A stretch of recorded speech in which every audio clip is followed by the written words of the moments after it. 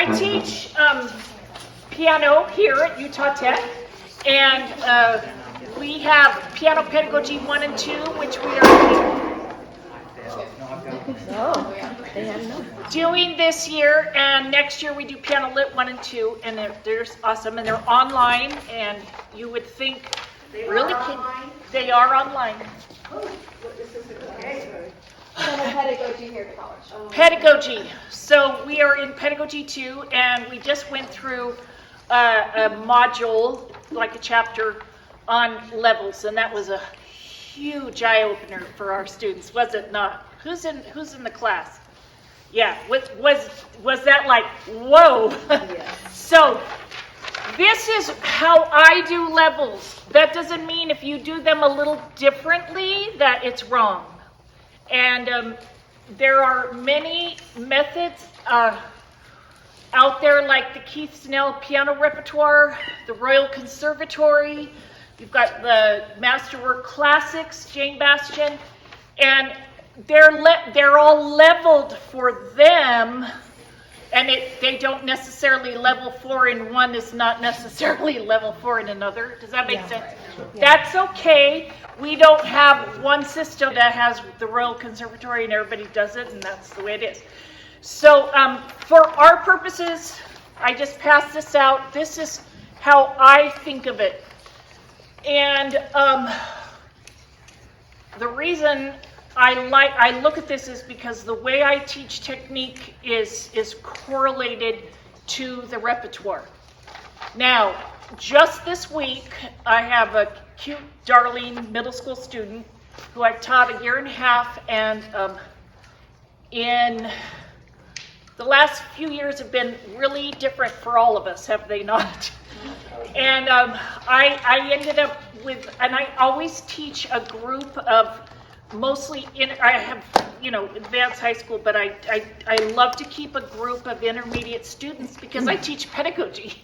And so if I'm not up on what's going on, how do I teach other people?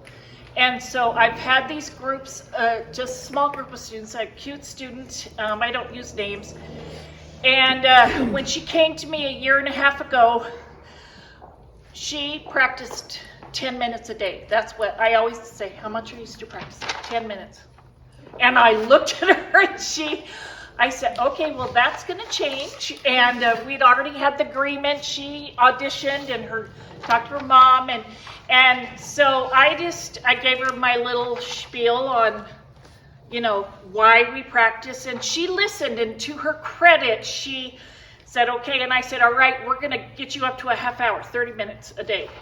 And I said, I won't do this if you don't. And so we talked about what she needs to do, what I do, and all of that. So after a week or two, she goes, practicing really actually works. Okay. And she was intermediate-ish, but her reading skills were not good. Her technique was not good. And but if you're practicing 10 minutes a day, so anyway, so I got her on the regimen, and if I get a transfer intermediate student, which I've had hundreds in my career, I teach them the technique that we do in the beginning, and I start with 5-finger patterns. And Lori knows this. It revolutionizes. And so what a 5-finger pattern is simply, and some people call them pentascales. What else do they call them? 5-finger? 5-note scale. Yeah. So it's just, so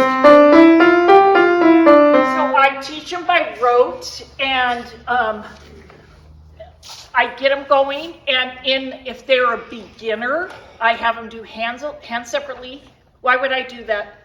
Why would you do hands separately, Paul? One thing at a time. One thing at a time. Okay. And you can work on position and, your hand position, your finger position, and all of that you can. And then it's just one thing at a time. And I find when they don't have the pressure of getting hands together and this is beginners, too soon, that when they're ready, they'll try it. And so when they're doing really well, hands separately, at some point I'll say, have you tried these together? And most of the time they go, yeah. And I say, okay, let's hear it. And they love to do that. And so you kind of take their cues. So I do the 5-finger for a very long time. They play 5-finger patterns all during the beginning levels and into intermediate if they're not where we want them. When I get the intermediate transfer student, I have them do 5-finger. They usually don't have to do the hands alone if they're doing well, but they need that. Now, what is the benefit of a 5-finger pattern as opposed to a scale when you're in the early? Denise? It keeps their hand where it needs to be. And you start doing this, and if they're not well grounded, they just turn wiggly. I call it wiggly. Yeah. Okay. Lori? From viewpoint, everything that you get from chords are pulled out of a 5-finger pattern. Major, minor, Exactly. diminished chords, everything that's the basis of what we do is right there. And if they have that understanding, theory comes so much more simply to them. Yeah. Okay. Yeah. Oh, I was just gonna say they don't cross over at all, so they don't have to worry about Yeah, and you can get so much more dexterity and fluidity with 5-finger positions. In fact, this Q student, I told her, I said, I'm going to teach a thing on technique, and we're going to talk about 5-finger patterns. She got all excited because she's been doing it for a year and a half. She's intermediate. She has them at 1/16, playing 16th notes. And which for a beginner usually takes a long time. So that's just, again, and she, without me, I just said, oh, I'm teaching this class. And she said, you know what happened? Her younger brother, who's in elementary school, he listens to her and he's taking lessons, not from me.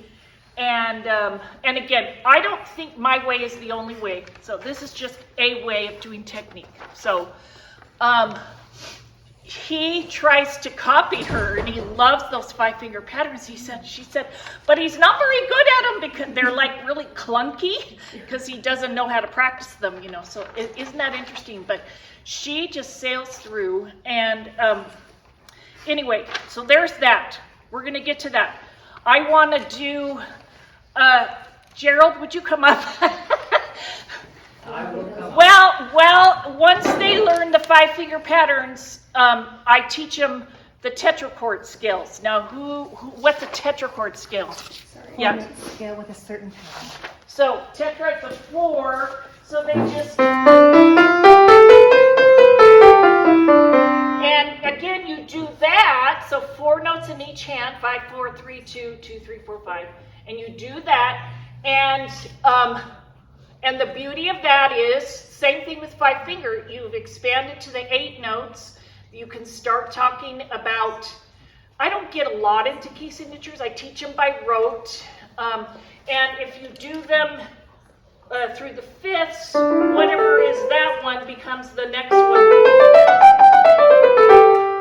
And that's, what I'm talking about. Okay, so I go through, and every student, it's different how long it takes them to learn that. Once they can play them all, then I have them shift up chromatically. And we do that. And then, yes, Denise. Okay, I'm asking a question here. And I made you come up and he's standing here. I usually skip tetrachord scales and go straight from 5-finger patterns to regular 1-octave scales. Tell me why I shouldn't skip tetrachord scales. I'm going to show you right now. And I do them with almost all the students. Not there, but there's, whatever. So years ago, when I was a graduate teaching assistant at BYU, I taught the group piano classes, and they used the Stecker and Horowitz piano, what's it called? It's a group piano text. Like music, the whole method. And in, I think, the level 2, they had a thing with tetrachords. And there was a teacher accompaniment, and I loved it. And then, it's there, tetrachord math, thank you. Well, all right, yeah, go ahead. no, what it is, The Addams family is the best way, to help them understand the tetrachord, da-da-da-da. But if they can see visually, you have one tetrachord plus another, then they can see how the scales are put together. There you go. So, it's just kind of Okay, a so- breakdown. Sorry. So good. As we were Now- talking about it, I just thought. Good. Now we're going to do, so they had a teacher accompaniment, and then I didn't have the book, and I couldn't find it, and now we have the internet. I ordered the book, and I have it, and it's not how I remembered. So I made up my own, and I passed this out. I really hesitate. Anyway, so Gerald, I want you to.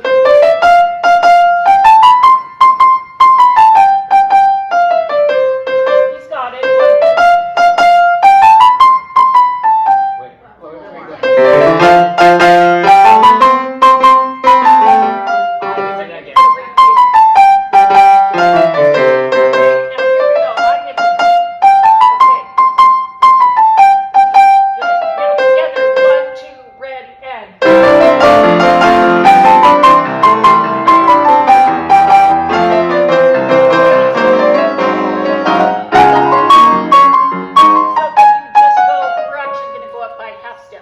Oh, okay. We're So doing. I Sorry. yeah.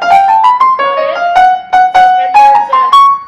And there's a 4 beat little That- in between. Okay, I didn't know about the 4 beat. Okay, now, okay. Here we go. 1, 2, ready, and.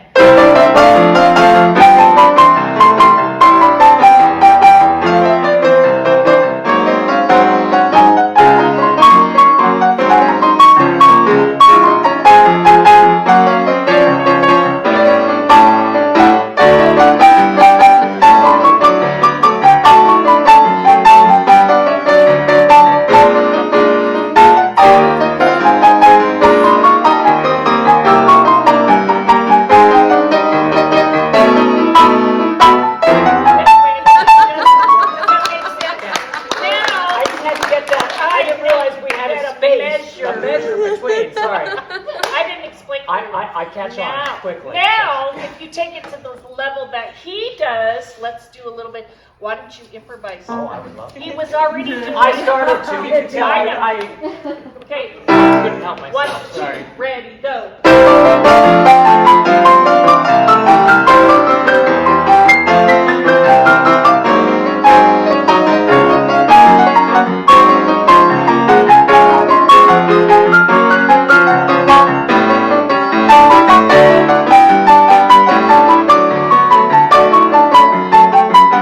Anyway, yeah. Is that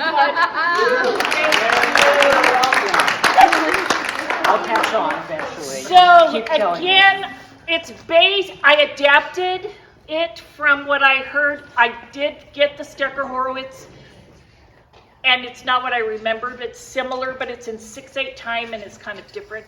So students always ask me, I want that. I've had a student a couple of months ago because I played in pedagogy, and he goes, please. I said, yeah, you can use it, but I don't know what the copyright licensing, because I'm dealing On with an some of that. accompaniment, you're free and clear. Can You we think not- I'm free and clear? It's Yeah. pretty different. Yeah, anyway. And no one has copyright on chords. Okay. All right, so we will probably post that. All right, is that good? So if you use the tetrachord scales for that, is that fun? Yeah. Okay, so I probably have 1 out of 10 students that doesn't get into that at all. So it's not for everybody, but it's just fun, and you can teach rhythm, you can teach improv, you can do whatever, and I have the accompaniment completely written out. If for me it was just 4 measures and I had to just transpose it, but which is good for you to do. Also. It's good for students to practice going up chromatically. Yes. And because you can follow the circle of fifths, cycle of fourths, but it's good for them to practice doing everything. It is. It's a good way to learn. So now let's take that. So back to 5-finger. Are you okay with tetrachord? So if you don't want to do them, I'm not telling you have to. Yes, Carmen? I just use them as a resource, so my students can pass them off in 1 week if they want. But it's like, if they know tetrachord scales, they can refer back to that when they're doing scales. Yeah. So they don't have to figure out the notes, they know all the notes. Okay, I know that they have a good resource. Once they know how to create the tetrachord, Yeah. they can create any scale. I mean, They can. It's two tetrachords combined, you know, you have the whole step. I mean, once they understand the pattern, Yeah. scales should take them a week, and Yeah. then they can get every scale. There you go. So, the other thing, That's the problem. pedagogically and technically, if you know the music tree and some of these methods that are really, they don't use the thumb, right? Do you know what I'm talking about? In not all the methods, but they train the hand so that you get this 2, 3, and 4, and of course with the tetrachord we're using 5, but you're not dealing with the thumb. And then the other thing is we're not crossing the thumb under or 3 or 4 over, which can create, I mean, they all need to learn how to do that. So back to 5-finger patterns. So I teach them right from day one, first lesson. And the question I'm always asked is, how many do you teach at a time? Every student is different. So I'll teach them C major, the 5 notes up and down, hands separately, and then if that was easy, I do another one. And my measuring stick is once we get to one that's a little bit more difficult, that's where I stop. So if, let's say they did C, G, D was a little more problematic, then that's the third one, and we do that, and they practice that all week. And then I just kind of, that's my mantra. When it gets a little difficult, then that's where I know they've got plenty of practice. Does that make sense? So you're going off the circle of fifths? I start with the circle of fifths. And this is with lural scales? Just 5-finger. We're back to 5-finger. Back to Sorry. 5 fingers, okay. All right. So if we go to this, 5-finger patterns in any primer or prep level, whatever it is, yeah, we do major, hand separately. And I know teachers who get into the minors right away, that's fine. I'm just showing you what I do. Okay, then at level 1, by then I'm hoping their hands are together because they're getting things in their pieces, their hands together and whatever. If they eat this up, and some of them do, then I just move them ahead. So I don't go, oh, they're on level 2, I can't do this. No, this is kind of the sequence. Does that make sense? So this is approximate.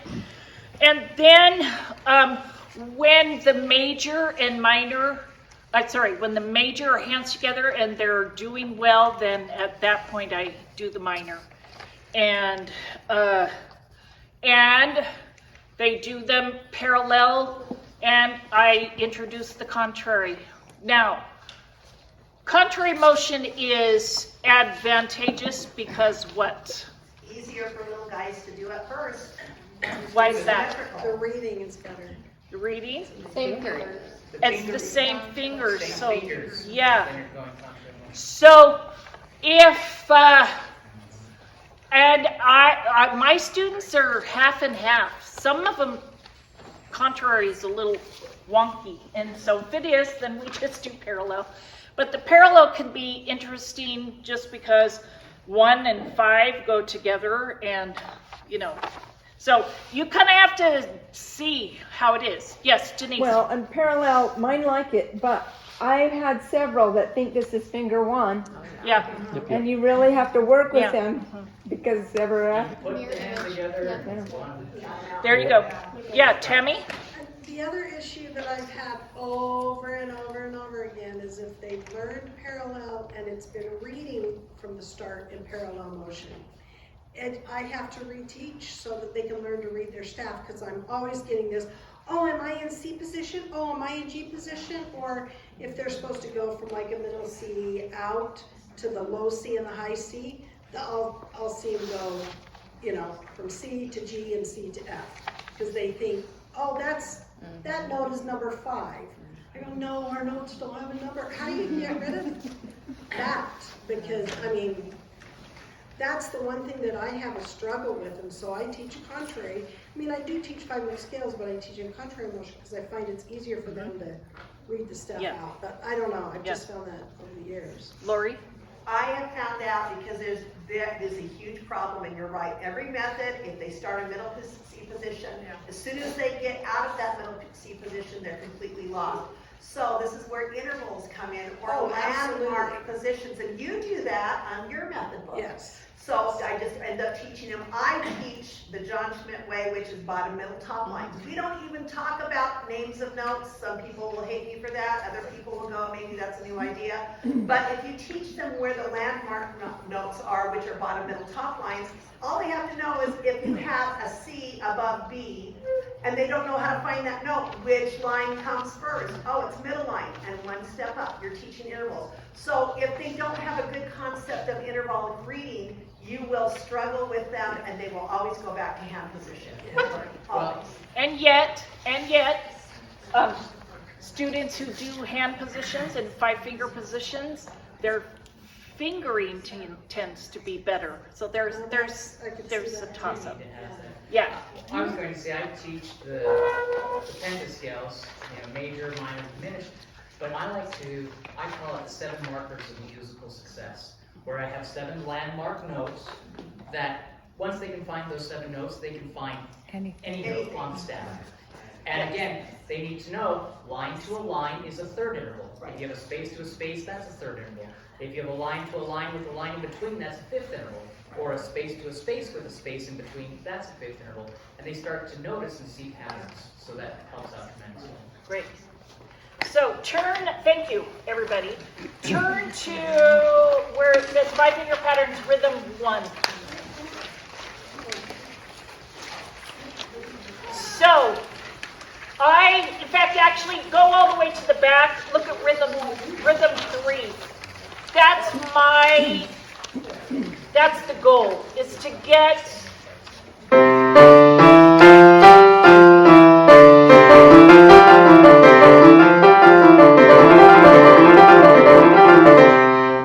up to 120. So how do you get there? Oh, can I say this again? I'm sorry, you guys, I have such a testimony. It's huge, but if you're going to be starting this and you haven't done it, I was introduced to this when Nancy first started her pedagogy class a million years ago, and there was a few of us 20 that years started ago. that. Is it 20? Holy freaking. Anyway, I'm much younger than I look. You have to understand with students, they will have on weeks, off weeks. It is not always, it's just like what, Mark was saying about it going this and that to get to point A to point B. The important thing is, at whatever metronome mark you make, that they are having good finger control, good clean control, 4th and 5th finger control. If not, you manipulate that back to where they're successful. I don't ever say, this is what our goal is, this is what, today you can do I don't this. either. And then tomorrow maybe we'll do this, but you let them learn that a metronome can be fluid, and the success is if you're playing accurately. So I have some kids that they'll come, 6 o'clock in the morning, they don't do so well, but they'll send me Marco Polo videos of them doing the same thing, and they can be a lot faster and they're a lot cleaner. And so be very fluctuating with what it is, and the important thing to me, at least, is are you clean in your fingering, your form? Is it sounding clean and accurate right in the middle of that beat? There you go. Thank you. So, the only students I put on number 1, if you look, it's a pattern of whole notes, then you do half notes, then you do quarters. I start the students on this one if their rhythm is bad. Or they don't do the metronome very well. And I start them counting it and get them. And obviously, they don't want to play 12 patterns like this. So I do like 2, okay? And then I'll start it. I say start at 60. The goal is 120. Because when you get to 120, then you can move to the next rhythm, start it at 60, and so on and so forth. What you find is 60 is fairly slow on number 1. So I figure out what is the best tempo, and very often I'll start them at 72 or whatever. And the reason the number 1 works for students that struggle with rhythm is they're playing a whole note and then they have to listen to the clicks in between. When you do quarters, 8ths and 16ths, if they're not good with the metronome or rhythm, they're not with it at all. Does that make sense?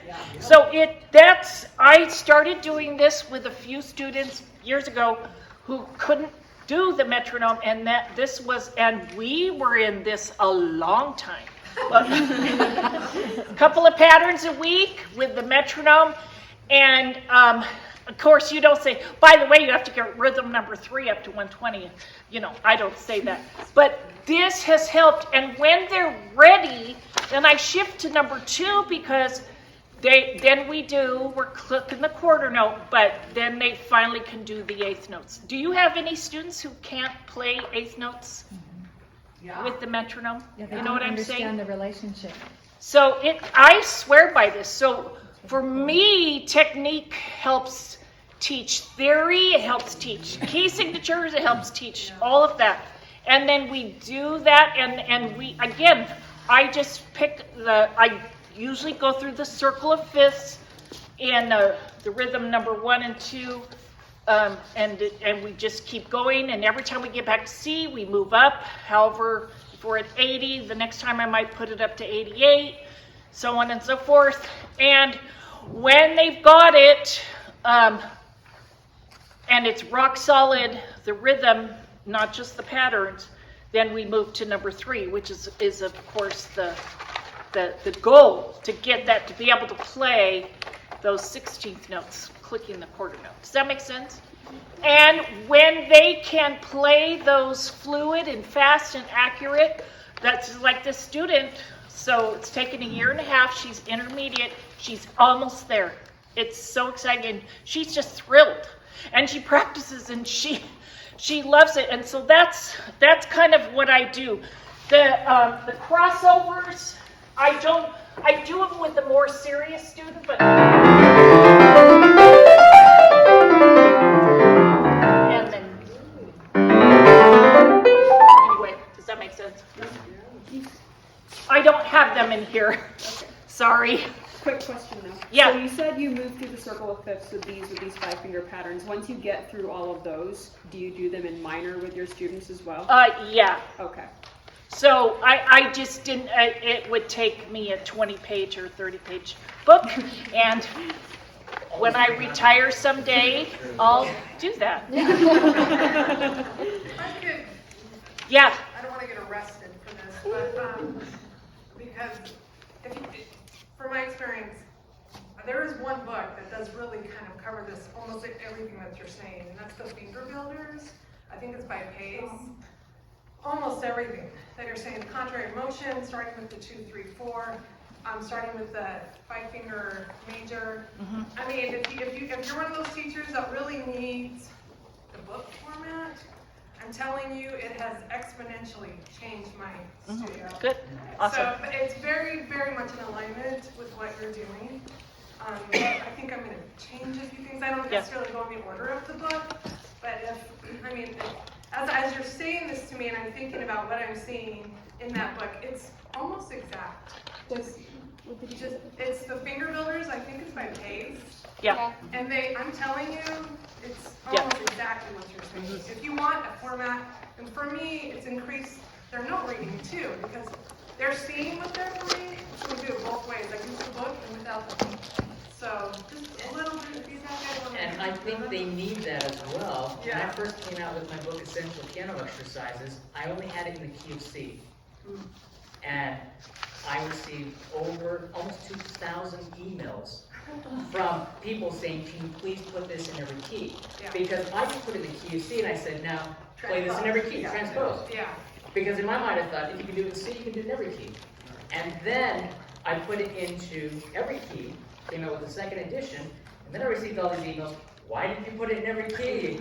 You know, if they can learn it in C, they can learn it in every key. And I thought, Are you kidding? Not every- But you need both. You Yes. do need to have both. And it does have Yeah. it in every. And it helps students to see the music on the page. Yes, yes. They And need to see that. like I said, I don't use it from beginning to end, everything I use, but I think pretty much for each student it's adaptable, and that's what I do. If I realize that they're struggling with something, I don't page by page like maybe we sometimes do with method books. I do it whatever works for that student in that studio, but I will say that it's pretty comprehensive into Okay. exactly what you have almost formatted. So I know the PACE method, I haven't used it.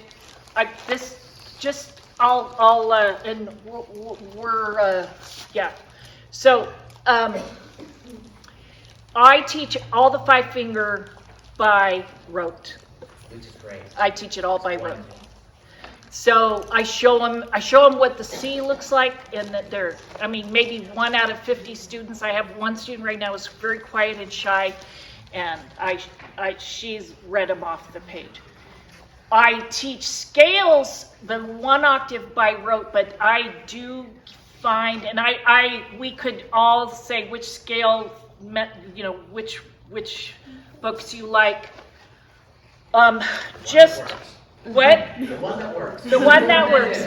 So, just look at this, and I didn't put metronome things because it's different for every student, but in the prep levels, primer, I do the tetrachord scales.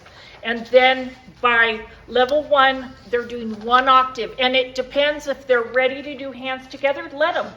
If they're not, or they can do contrary, on some of the scales fairly easily. And then by level 2, I do 1 octave and then 2. 1 octave quarter notes, 2 octaves eighth notes. And I don't introduce the 3 or 4 octaves until they're ready. And so this is a typical, really average student that I've geared this, that they do 1 and 2 octaves at level 2, 3, and 4 repertoire. That's typical, and we are doing the scales at that point through the keys, through the circle of fifths, and then when they're ready. So how do you know, I put this up here, how do you know when they're ready to go to the next level? How do we know? Yeah, I loved it. It's when it's easy. When And it's they're easy, accurate and fluid. Yeah. But easy. Sometimes they have it perfect, but it's still kind of jerky. Does that make sense? So when it's easy and it's getting faster, it's fluid, that's how you know. So when they can sail through 1 octave scales, then you know you can do the 2. My cute little student, a different one, who's very quiet and shy, I mean painfully shy. I had to take her through 5-finger, she's still in 5-finger, and she's in level 3, and we did all the 1 octave scales. I introduced her to the 2 octave hands alone, do hands alone until they can do it, and she always tries hands together, and some keys work better than others, and so it's what it is, and it is just this continuous cycle going through. And until they're easy, fluid, they've got some dexterity, then you do that. So I put down, and I wanted to focus mostly on, are Keith and Tracy here? Yes. They are, okay. All right, so you introduce triplets, sometimes after 1 and 2, quarters and eighths, and sometimes some students I go right to the 16ths, and I don't do the triplets next. So it's there, but does that make sense? And sometimes I scrap 1 and 2, and I work on 4 octaves with students who are struggling, and I do the black key scales, 4 octaves to get that, and then we do that, and then we do the 1, 2, 3, and 4. Nancy, can I throw in, if anyone's concerned about G, this sounds like it's going to take a lot of time out of It does take a lot. 30-minute lesson time. This is my student Tom. He is now doing minor triad crossovers we're working up to 120. He's done the majors at 120 crossovers. How long does it take to do them during our lesson? Probably no more than 5 minutes. tops. That's if they So, practice. It's not. Yeah. And the other question, and I'll end with this, and if you have questions, we'll all, I do have a PowerPoint, and we'll upload that to the website. It takes a lot of time, but I hear their technique every week, every single week. That first chunk of few minutes, every single week. And so people say, how do you get your students to practice technique? I said, I don't know, I just hear it. And so, isn't that true, Erin? Did I hear it every week back in the day? You do it. I Yeah. think my students like will treat if they can do it within 5 minutes. Yeah. Oh, that's a good idea. So then, because Because I if don't they want it to haven't take forever, and I can't say anything, they just have to go through the list. There you go. That is a very good idea. I love that. So there you go. So we have now a panel on careers. We've got Keith and Tracy Bradshaw, who are from SUU on the same faculty with Dr. Bonenstagel, and we've got some fun questions that they're going to address. And so stand up for a minute.